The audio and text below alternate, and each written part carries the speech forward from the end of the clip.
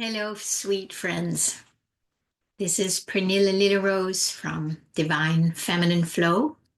I call myself a self-love mentor and also a spiritual guide or spiritual messenger. And to me, self-love has always been the glue that connects that separate sense of self that we think we are back to the true self that we always have been and always will be. And the gap that we have created by turning away from the love that we are and then living a life out here as if we are disconnected from love. And because of that, we try and find love out there. We try and behave in a way so people will love us or love us more. Um, we basically turn away from the love inside, that self-love. So we have excluded ourselves from it because we don't know that we are that. There's probably many stories about why that is. In my story, I'm just saying we are born into the matrix, where we are born into a layer, an overlay that basically programs us into believing that we are not lovable and not good enough and all that other nonsense that we all have lived with, and many still do. And it's an ongoing disengaging from that nonsense. But the fact is that we live like this split, right? And we try and get the love out there because we don't know how to feel it inside and give it to ourselves. And, but even though if we are loved out there, that doesn't necessarily mean that we bring it all the way in. It's just that separate sense of self now can relax a little bit, but deep at the core, if we are not fully embodying it and receiving it at a very deep level, we still live with that split and we are not going to feel fulfilled. We can't really relax because there's always like we need to do something to feel loved. At the core, I think that all of us long to feel loved, not just be loved. There's a difference. And I actually have a meditation that I made about that, about feeling loved. So as with everything else that I talk about here, it always comes down to feeling it, really feeling it at the core. And that's not easy. You can't just say, okay, I'm just going to love myself 100%. And then you go like, how do I do that? And it's not easy. So let's not pretend that you just do that. I wish, but it's an ongoing journey. And I have been at this for, my goodness, for a long time, almost 30 years, 25, 30 years. And I can still find a deepening in loving myself on a more visceral and felt sense level. Recently, I was joining somebody else's guided meditation, and she really, really, really took us in to the body, in the heart, and really allowed that love to go to the places that we normally don't do. I don't do it that deeply. I always love myself, as in I would never be unkind or unloving to myself. I always honor who I am moment to moment. It's just become a natural default for me, and it's wonderful.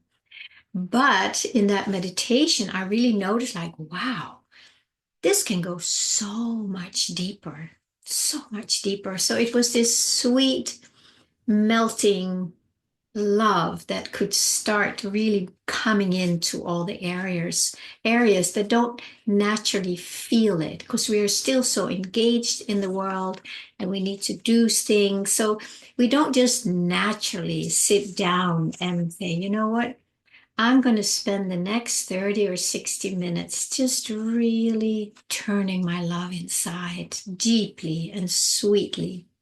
I mean, I do it, but it's not like a daily practice. That happens when the inspiration is there. And the inspiration was there to let my friend lead this meditation and me being part of it. And I'm just like, wow, it can go so much deeper. So there's still many layers inside of us that are not fully open or conscious to receiving the love that we already are. And it made me think of a video that I did here a while ago. The link is above here. I think the title is Does God Love My Cats More Than Me? Or something like that. Because I know that the love that I have for my cats is enormous. And I'm sure you feel the same for your pets, whatever pet it is. And and and it just feels like that is just the purity of the divine love that goes out and just loves them no matter what. And then I was thinking, wouldn't God love me that much? So even that question, it's like it takes it much deeper. So here's one I want to invite you just right now, just as a little taste of what it can feel like when we turn that love that we feel for our pets, our family, our children, nature. It can be anything really. When we turn that really consciously to ourselves. So if you have a moment, if you can do it right now, if you're not driving or multitasking, if you are multitasking, then, come back and just do this little exercise. It's not very long. So I want to ask you just to think of somebody or something in your life that you deeply love, where you really feel this expansion and warmth and deliciousness in your heart. Could be a pet, could be your cat, could be your dog, could be your child, could be your parents. But you will know that there is like a warmth and a sweetness when you think of them, right? So take a moment and just think of them and then feel that love that you feel for them.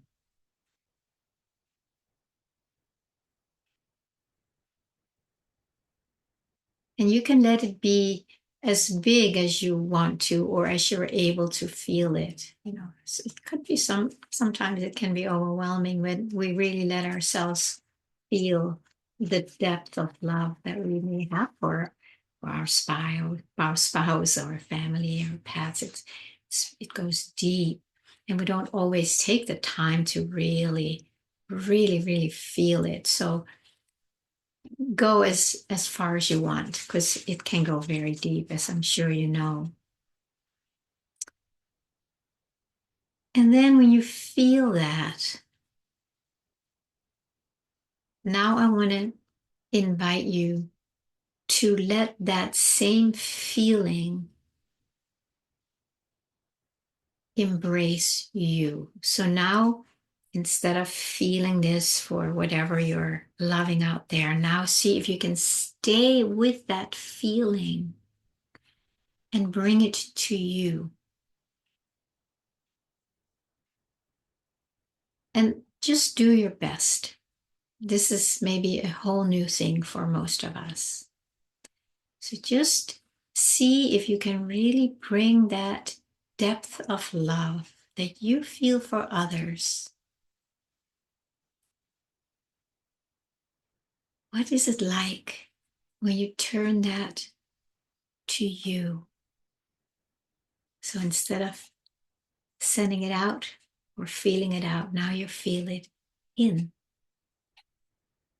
And now it's you who is receiving that love.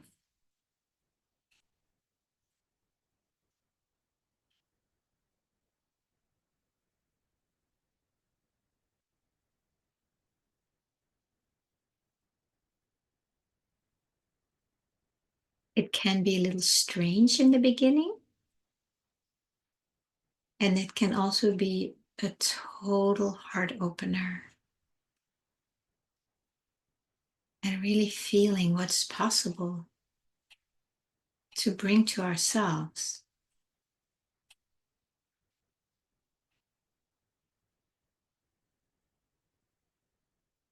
So today, just notice what happens when you do that, when you give that to yourself, when you turn it to you. You know, there can be all kind of responses. It can be really hard. Maybe it's like, oh my God, I can't do that. And you may have a whole laundry list of reasons why not. It may also be like, oh my God, wow.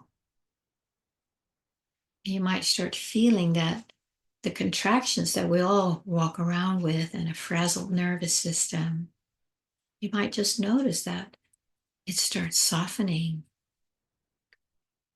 and opening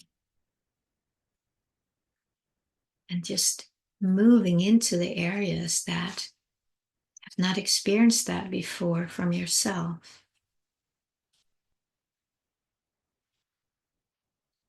And then it can be anything in between those two extremes. And whatever it is for you, stay with that if you can. There's no right or wrong.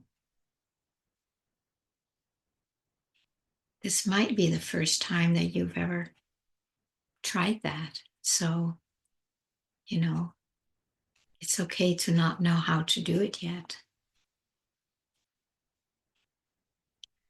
But once you start feeling that preciousness and that sweetness, it's like something really changes inside. You may already feel it. There's something that just softens and opens to yourself. And you know, when we do that, we walk around, we walk into the world as love. We're not going out there to get love. We can certainly go out there and enjoy love and share love and experience love. But it's because we are already full inside. And then we can share that with others in a very natural, simple way.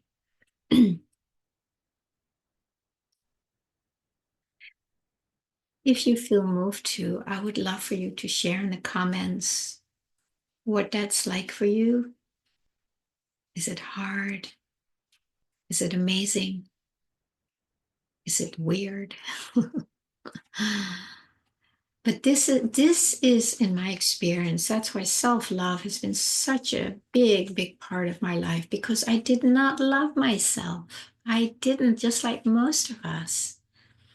And when I started seeing that, then I really started changing that. So, you know, it went from like seeing when I beat myself up and criticized myself and doubted myself. Just little by little, I just chose that I didn't want to treat myself like that anymore. And when I did it, when I was doing that to myself, it was so painful. It was so painful to beat myself up and make myself wrong and whatever I did. And I'm sure you can relate to that, or most of you can. So I stopped that. I didn't want to treat myself like that. There was one day in a meditation or in some kind of an engage, conversation where I really caught myself like I was being so hard on myself. And that moment I felt the impact of my own harshness to myself, my own lack of love to and for myself. It was so painful and heartbreaking, and I sobbed. And that moment, I said, I'm not going to do that anymore. It's like I made an agreement with myself and said, that's over. I'm going to stop that, and I'm going to figure out how to. This is really important. And then it all started to turn around. And that's why it's not, I don't have that negativity about myself, that usually, no matter what I do, and there might be thoughts about it, there might be temptations about it, suggestions. If they get under my skin, I catch it immediately, because I recognize that really uncomfortable feeling when I'm being hard on myself. So if it just peeks under my skin, it's just like bloop bloop. It's like, nope, we're done. We broke up years ago. And life is a lot better. I'm not saying life is just easy from here on, and there are no issues. That's not it. But meeting life from here without that baggage, that garbage, that heaviness is very, very different. And I highly recommend it, of course. And if you need help with that, that is really what I love to do. That's one of my gifts, my strengths, to really help people to meet themselves with the utmost tenderness and openness. Even the parts that resist it, those we can also meet. So every part of us is being met, all the layers, all the protective layers. We learn to meet them with kindness and with love, not with perfection, but just the best way we can do it. So you can always reach out if you would like some support with that. I will put the link for a self-discovery session in the description below. But besides that, that feels like it's the first layer, that we stop not loving ourselves. And once we get that, under our thumb, then we can start taking it deeper into the felt sense, and starts nurturing the parts that have really not received that, at the depth and the amount and the intensity that is right here. When we learn to turn this love, just a simple love, don't try and make it complicated, just a simple love for your pets, or for nature, for a tree, for family, friends. And then just see if you can bring it to yourself. And it will automatically bring a smile on your face, because it feels really good, And there's nothing you do, you don't have to do anything about it. You just do it right there. And you can do it a lot. It's not like you're selfish by doing it, or you're indulging, or you whatever it is that the mind wants to come up with. You just do it, and when the more you do that, you just start really embodying the love that you are, instead of separating yourself from it. And then this love is just freely flowing in and through you and into the world. And in that way, we are connected to let's call it the love grid that is everywhere, or the field all around it. And we can lean into it more, because we know it's the same, because we're not separating ourselves from it anymore. And then I do believe that we are raising the frequency in the world, where love is definitely needed. And, we can bring love to the earth, to the world, just by being it, and by not denying it to ourselves. So we just become a natural radiance of light, of presence, calmness, and the world will notice it. It does, because this has a higher frequency, and the higher frequencies, they want to lift the lower ones by just letting them receive this love also. And then naturally, they will also rise higher. So if you want to, I would certainly invite you to make this maybe even a 5 or 10 minute practice once in a while and just see what it feels like. And hey, if you like it, you can do it again. Thank you so much. I really hope you will give this a try. It's very powerful medicine.